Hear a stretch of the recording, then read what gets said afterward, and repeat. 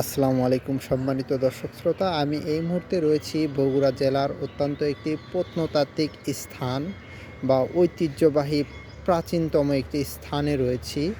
দেখতে পাচ্ছেন বগুড়ার মহাস্থানগড়ে রয়েছি, যেটা এক সময়কার বাংলার রাজধানী ছিল। বাংলার রাজধানী পুন্ড্রনগর বা পুন্ড্রবর্ধন নামে অনেকেই চিনে থাকেন। ১৬০০ খ্রিস্টাব্দের দিকে রাজা পরশুরামের রাজধানী ছিল এটা। তো আমি যে জায়গাটিতে বর্তমানে রয়েছি, একটি বটবৃক্ষের নিচে একটি পাথর রাখা হয়েছে। এখানে বিভিন্ন জায়গা থেকে বিভিন্ন ধর্মের লোকেরা আসে, মানত করে, বিভিন্ন ধরনের পূজা করে বা বিভিন্ন সময় দুধ ঢেলে থাকেন যে পাথরটিতে। আসলে পাথরের কোনো ক্ষমতা নেই। অনেকেই আসলে এটা বলে থাকে যে রাজা পরশুরামের যে হাতি ছিল, হাতি কে বেঁধে রাখা হতো যে পাথরের সাহায্যে।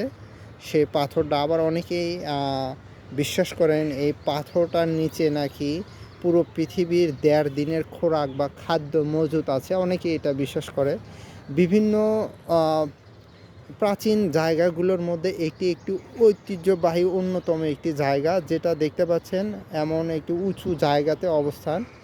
বগুড়ার মহাস্থানগড়ে রয়েছি আমি এই মুহূর্তে। আপনারা দেখতে পাচ্ছেন আমার সামনে প্রাচীনতম একটি পাথর শিলালিপি রয়েছে, যেটার ঐতিহ্য বহন করে অনেক।